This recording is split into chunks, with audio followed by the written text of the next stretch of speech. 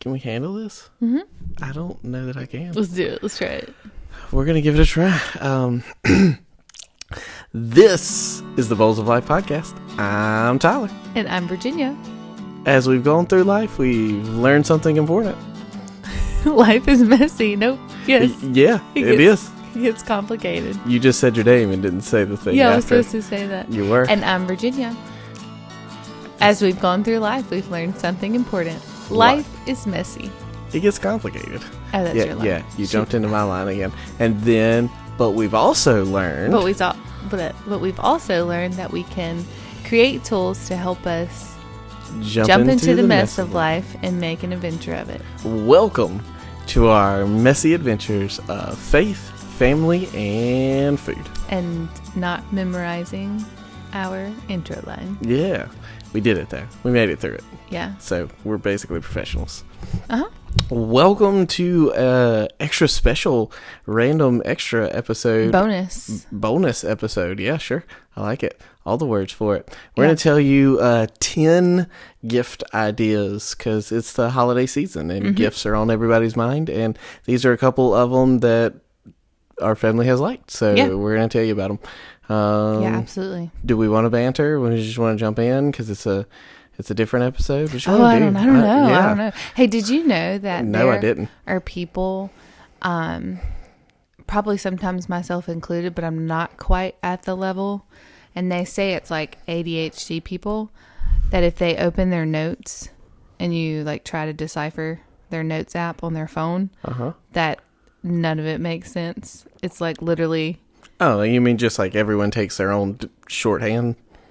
No, but just like they'll open notes because they had to write something down. And so it'll be like letters and numbers for something they needed to remember. Like let's say it was dimensions for something they needed to buy. Or it's a grocery list and it's got like 2 things on it. Or it's, just something like they needed to remember. And like, but it's so random and indecipherable, if that's a word, and it's really funny. And so I went and looked at my notes to see if mine were like that. Everyone. I saw the examples. I feel like that's everyone. I do that. Now, I do delete those notes later. I think that may be the difference. That's also the difference. Because I like to keep what I keep and trash the rest. No. They're not deleting theirs. Yeah. No, I mean, I guess maybe that's one of the key differences. I delete nothing. You don't. Yeah. And I'm a digital hoarder, and I'll say you don't delete things. Oh, yeah, I don't delete anything. Yeah. But if you're one of those people, I'm curious out there, if like you were to open your notes app and try to decipher what the heck you were making a note and you really couldn't remember because it was that like, it was that vague or it was that like. Oh, yeah, no, I always know what they are. Yeah. No. I can pause long enough to go, what was I doing with that? See, I don't think you're understanding. I apparently am not. Yeah, Sorry. No. I wish I could get the... Yeah. I can't remember who posted it, so I'm not going to be able to find it now. But I've heard people talk about it before. I saw that post too, though. But it's like... I know who... I do remember who it was. And what is this segment of people? Like, what's this? Is it just there are people who do this? Yeah. Like, they say it's ADHD people or whatever. But ADHD. That's a whole thing. Right. So let me see if I can pull it up real quick. Yeah, so here's an example. Hockey laundry. Okay. She needs to do the laundry for her kids' hockey equipment. Yeah, but like, that's literally it. Okay? Sure. Not deleted or anything like that. 20 seconds, 2:30. Which, that's not even how you write 22nd. That's 2-2-th. So, that's not even 22nd. Autocorrect didn't get it. All right. Okay, here's just like numbers. It looks like possibly dimensions for something. Do that all the time. Okay. This one's funny. 10 plus 10. Carrots, celery, ranch. Like all on one line. Honey, sriracha, spelled incorrectly. Honey, garlic. And then a few spaces down. Blowing out candles. Totally understood. That's a party planning thing. They need 10 by 10 tables. I'm just making this up on the spot. Okay, yeah, stop trying to act like you know. Okay, the only acceptable amount of... okay. Just like quotes that they're like wanted to remember. March 27th, 2 o'clock. Milk, mini muffins, raspberries. And then like one of those stupid passwords that your phone wants to. Here's you an auto-suggested password or whatever. Anyways, it's ADHD people's notes. So. Okay. And so I like went and looked at mine and I was like, what do mine look like? Which I don't make notes as much as I used to. But as I was looking, I have some recipes. I started a diary and wrote day 1. And did you write anything after day 1? Nope. It was like a homeschool journal kind of thing. I was going to be writing like, my experience. I did day 1. Here is like there's one note that's gather round, which is a homeschool curriculum, but I wrote it down so I would remember it. Yep. So just like ideas that I have, business ideas. And occasionally it's like a kid's like measurements at the doctor so that I don't forget. So, okay. Yeah. I don't find that as like random or weird. I don't know. Mine or just like what I share in general. Yeah. Okay. I don't know. It doesn't feel weird to me. Well, it's like a thing people are saying like ADHD people or whatever they are. And, okay. Yeah. Sure. I'll take your word for it. Yeah. Okay. I'm not ADHD. But your notes are like organized. After the fact. I mean, it may be 3 months later when I get around to organizing them, but I will eventually. Yeah. Yeah. Okay. Interesting. Just trying to give us something. Yeah. Something to banner on. I'm here for it. I don't know how to segue that into talking about gifts at all. I tried to in my brain and couldn't come up with anything. Sorry. It was a thought that came to my brain. Yeah, I know. I like segues. But yeah, we are going to throw a couple of gift ideas, 10 of them to be exact, at you guys. The first 2 are kid-based, and then the rest of them could really go for pretty much any adult. Most adults. Yeah, or even teens for some of them. Yeah. Yeah, absolutely. Yeah. You want to kick us off with the first one? Because it's more your world. Yeah. So the first one is Love Every. If you've... Be clear. It's LOV. Every. Yeah. So there's not 2 E's there. Yeah. And you can go to our website, bowlsoflife.com. Yes. And you'll see a link at the very top of the page. Yes. This will be the primary link in the description of the episode as a matter of fact. So you will find a link to this list. But Love Every is number 1 on the list. Love Every is a stage-based play set business that provides like these curated box sets of playthings for your child depending on their age. And you can get it's a subscription-based thing as well, so you can get... You can buy the kits or you can buy the subscription. You can buy some kits. You can't like buy specific kits. You can't go in and say, I want the kit for month 47. Unless you lie about your kid's age and, then get that kit sent to you, which I may or may not have done because I wanted a specific kit. But I only had to back her birthday up a couple of months just so I could get it. It's from 0 to 4 for the kits, for the subscription kits. But you can go in and buy like a reading kit and get the stuff for like the specific activities and toys and tools for reading. So anyways, it's designed by experts. It's supposed to support your child's development. You can go from literal like 0 years old to, from when they were born to about right before they turned 5. But there also are other things you can purchase outside of like their time frame for the subscription.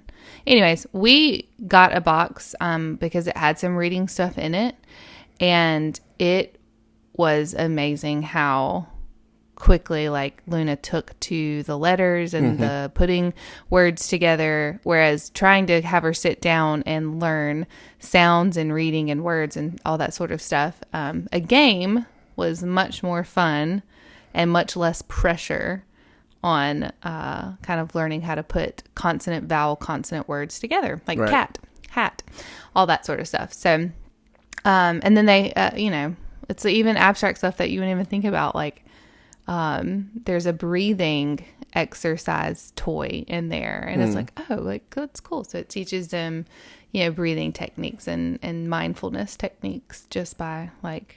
It's kind of like a meditation toy kind of thing. Yeah. So different things like that. But we've loved it, and definitely have some other things that I want to purchase, obviously for definitely the younger ones, now that Luna is 5. So definitely recommend. Love every. Next one on the list is Melissa and Doug. If you have not come across Melissa and Doug and you got little kids, you are missing out. You'll often find some of their, they call them water wows, things like that. They're little coloring things that literally just have water and a little paintbrush essentially, but it's all contained so they can't make a big mess out of it. Yeah. And they just like scrub across these little boards and they go from white to colorful images. You can find those pretty regularly in stores. All kinds of stores. But you can find Melissa and Doug in a lot of stores these days. Yeah. But yeah, ultimately they create a lot of open-ended, timeless toys. They're going to be primarily wood or materials like that. Think Montessori kind of, which also Love Every is Montessori. If you know anything about that, if you don't worry about it. But it's just more natural. Just non-electronic. Is what that boils it's down more to, of a natural toy. Yeah. Less color, less. Yeah, but we've had a plethora of Melissa and Doug things, but maybe the biggest Melissa and Doug thing we've had that we continue to play with almost daily is all of their kitchen stuff. So like play foods, that we have a literal play kitchen, and the amount of hours that have been spent playing with those toys in the most random of ways. Oh, yeah. The number of them that have ended up in some bag and carried all around this house just because we were going on a trip or something in their minds. Yeah, we have like a whole like grill set and cookie set and oh man, we got is the cafe the barista? The cafe's the cafe Melissa barista and Doug. is Melissa and Doug. We had a popcorn set, like play popcorn, like all kinds of stuff. So yeah, Melissa and Doug for just open-ended. A lot of things. We just like the food stuff, but we've had some other stuff as well. Yeah, a lot of open-ended play that they can figure out on their own. A lot of their toys are like realistic, like they have the sweeping, the brush and mop set. It's in the food. It's very realistic. It's real life. It's not imaginary. Like it's real life. Yeah, they're real life things that they're play versions of things you're using as adults. Yeah, so that which they is what get kids to need. Play learning how to become an adult. Yeah. So it's good. We love Melissa and Doug. Definitely check them out. Okay, the next one is Allbirds. So if you've not heard of Allbirds, here's they're not birds. They're not birds. they're a shoe company. Yes. Yeah, you can tell a little bit more better than me, but they have a wool fabric that they use. You know why they're wool? Why? Because they're New Zealand. I was about to say, were they Australian? There's more sheep in New Zealand than there are people. Yeah, New Zealand. Fun fact: it's like twice as many sheep as people in the in that whole country.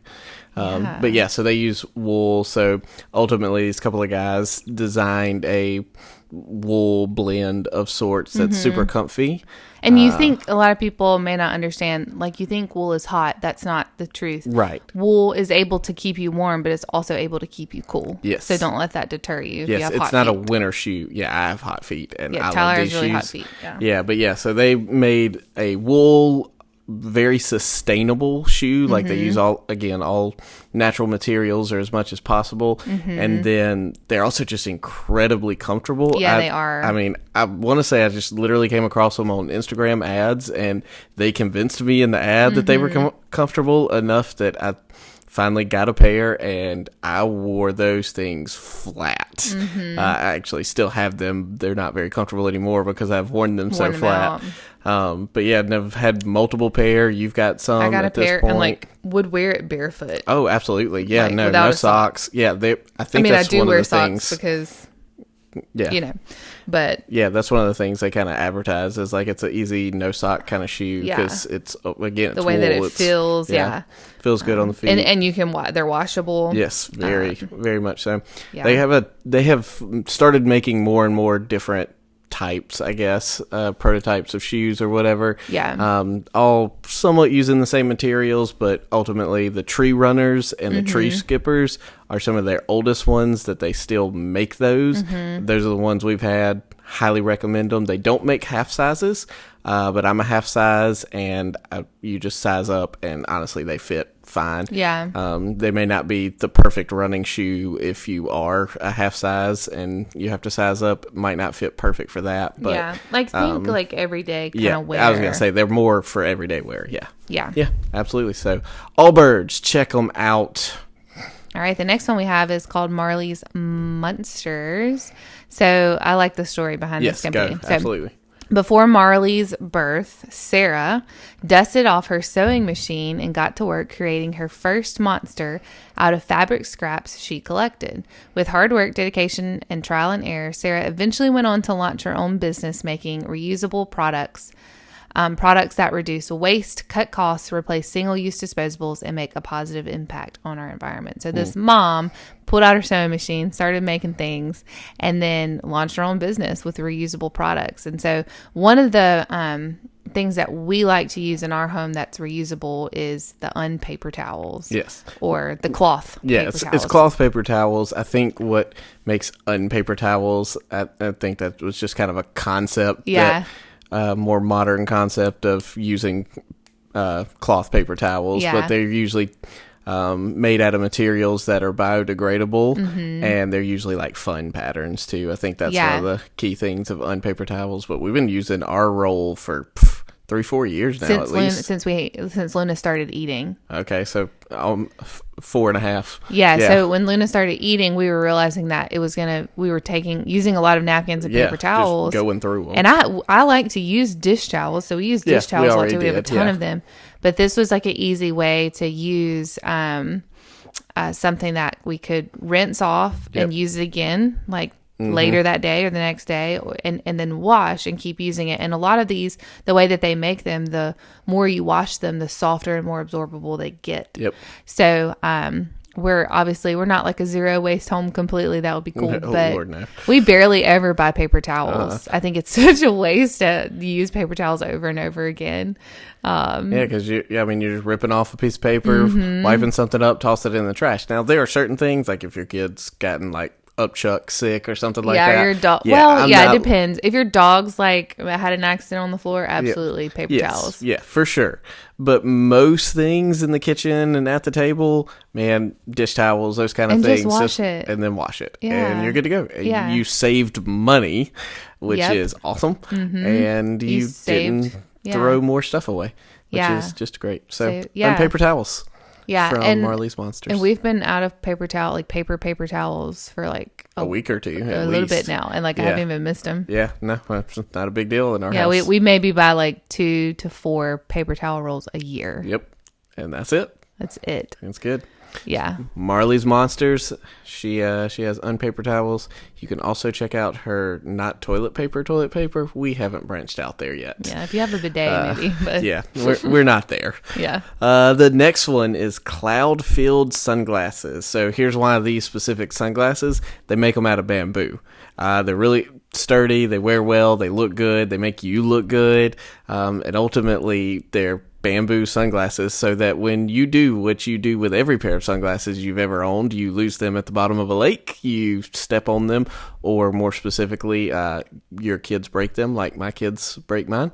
They're why my glasses sit slightly uneven on my face is because of my kids. And so if they break your bamboo sunglasses like they broke my bamboo sunglasses, you kind of can still feel okay about it because it was biodegradable, and it's not a big deal that it's now sitting at the bottom of the lake. It's not plastic. Yeah. It's bamboo, and it's going to just biodegrade. And obviously the lens are not, but yeah. The lens aren't, yeah. But yeah, it's way less. Yeah. Yes. Yeah, and so we're always here for something that is good, cost-effective, and is biodegradable or, sustainable. Those kind of, some sort of eco-friendly. Yeah. Those kind of environmentally friendly thing. Again, we're not super green, but we like to lean in that direction. Yeah. Hit us with our next one. So Osprey was founded in 1974 when this guy that I cannot pronounce his name. Mike. We're just going to say Mike and say he has a very European last name. He created his first backpack at age 16. So he created this business for custom fit made to order packs. And now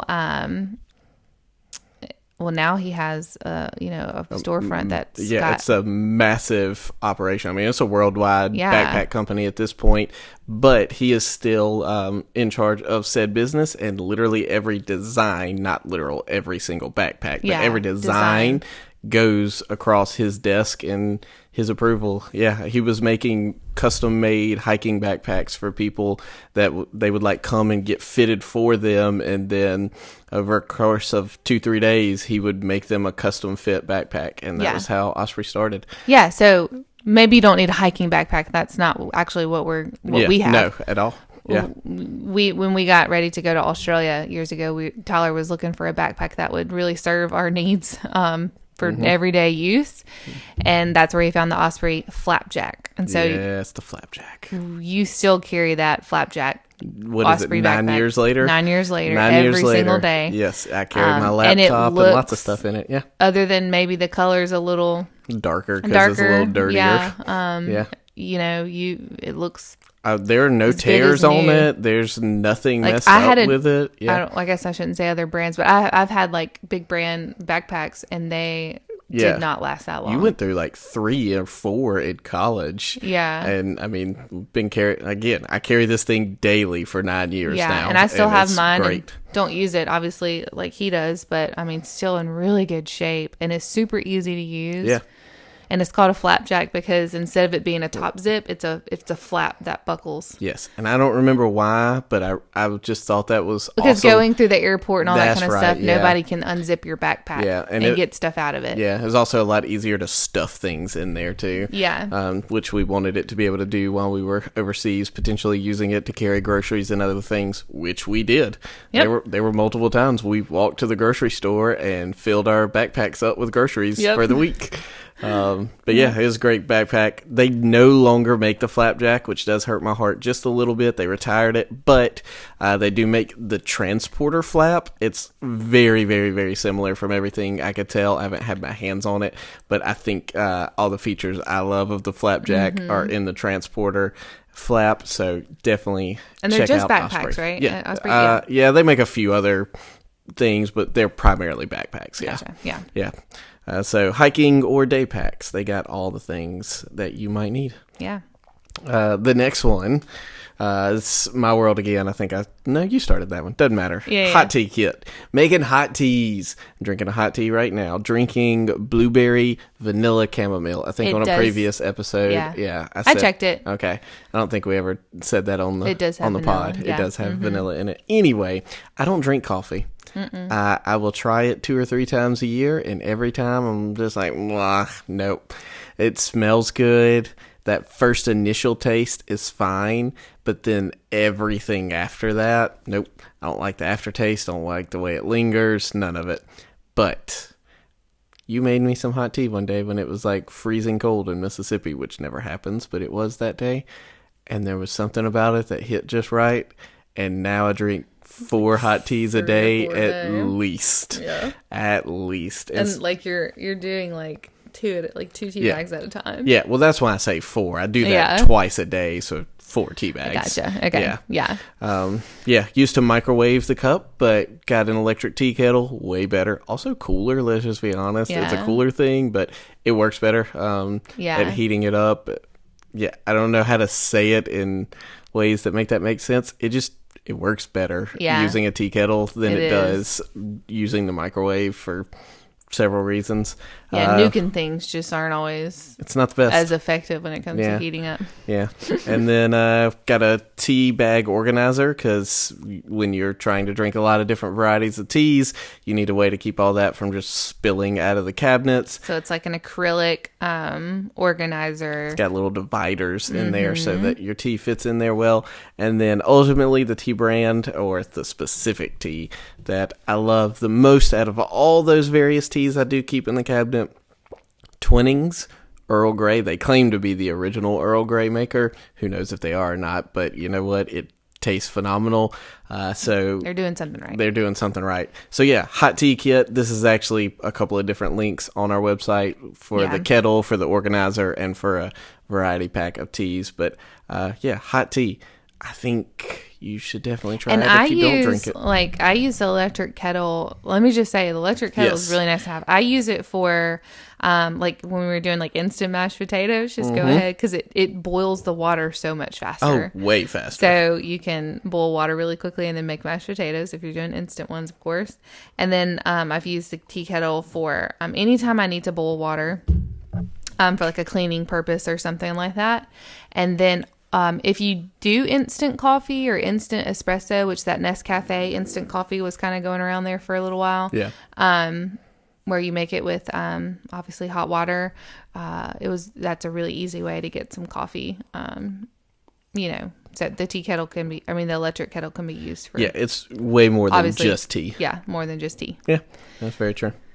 All right, the next one is our milk frother. Yes. So I don't know if anybody else froths their milk at home, but I do know my friend Carrie does, because where I came across the milk frother, electric one, was at her house. So I had one that using steam would froth your milk, but it was just a bit more time consuming and complicated. You had to sit there and get it just right. Yeah, you have to get it just right. You have to hold it there. It scalds your hand.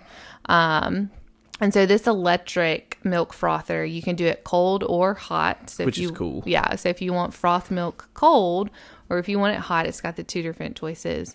And you just hit a button and it warms up the milk and foams it up, and you just pour it over your coffee, and it is so tasty. And I have to give a shout out to my friend Morgan, who saw how excited I was about the milk frother, and she's the one who got it for my birthday. So the one that I got actually is discontinued. Yeah, I've never could find it anywhere, but this one, we found another one that looks similar. Almost exactly the same and has the same features and seems to cost about the same. So it's well rated as well. Yep.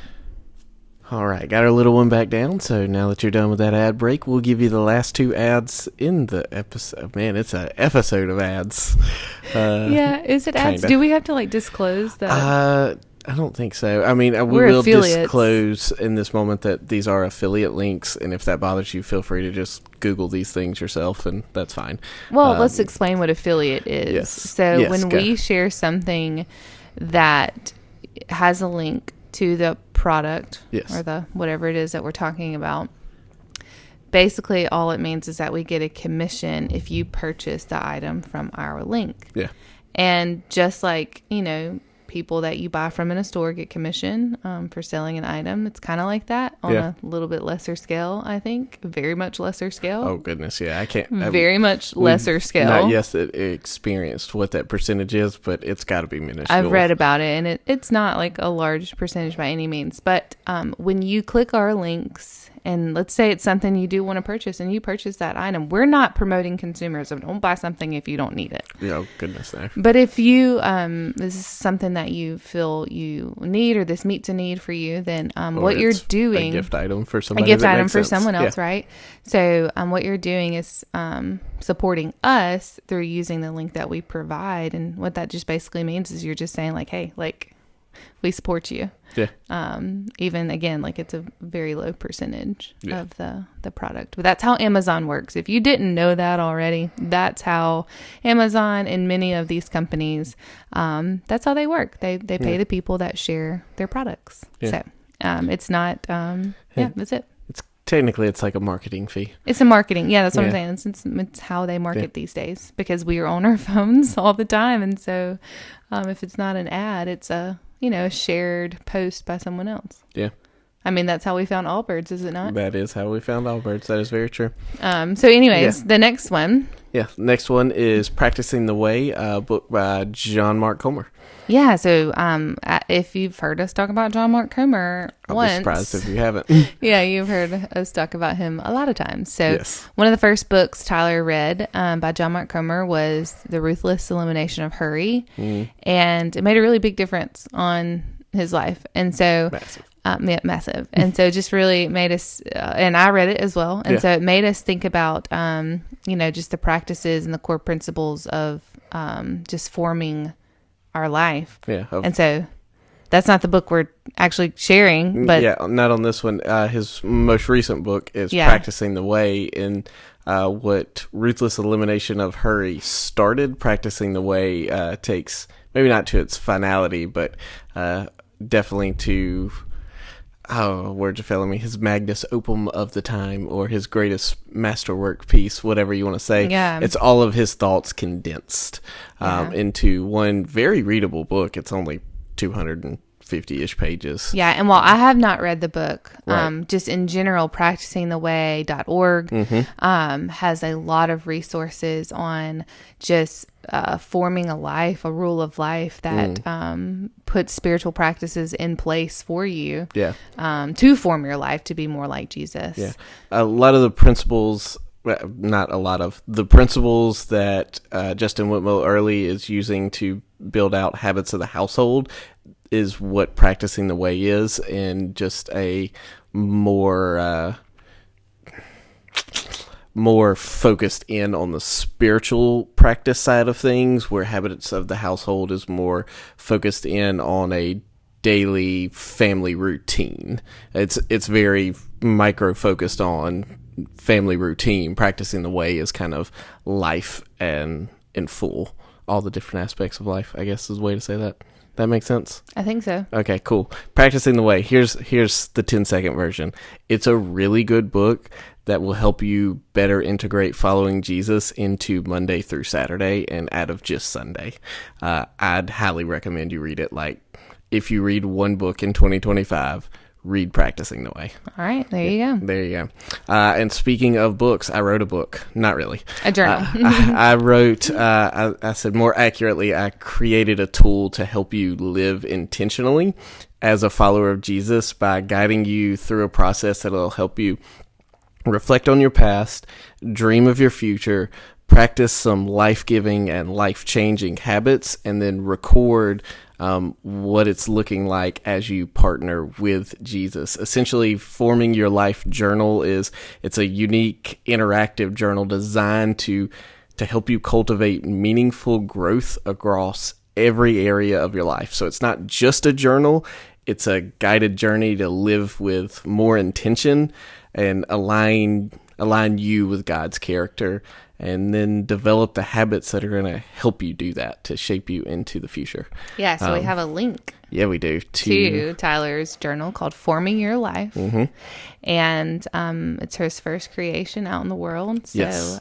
We really would love if you take a look at it and purchase it. And for 2025, get ready to form your life. Yeah, we have a episode that will come about 3 more weeks, depending on exactly where it falls in the schedule. We kind of talk about it in detail. So, I mean, if you want to wait for that, you can. It'll still be there and available for you. Yeah. But yeah, this is kind of the teaser to let you know that I made a thing, and I think it's here for purchase. Made it for me originally, but it has gone through many versions where I think it is now useful for most people who are trying to follow Jesus intentionally in their daily life. Man, really nailed those final words there. You know, the most important words are the first ones and the last ones, and I nailed it. Okay. Anyway, so here's the one thing we'll ask you to do for us on this episode. Head to bowlsoflife.com, and right there on the very top of every page of our website right now, there's a little red banner that'll take you right to this. It's also down there in the show notes or description or whatever platform you're listening on calls it. So thanks for joining. Man, I am good at last words today. You say it instead. Thanks for joining us on this journey of messy adventures in life. In faith. Thanks for joining us. We'll see you guys later. Something about faith, family, and food. Bye, guys.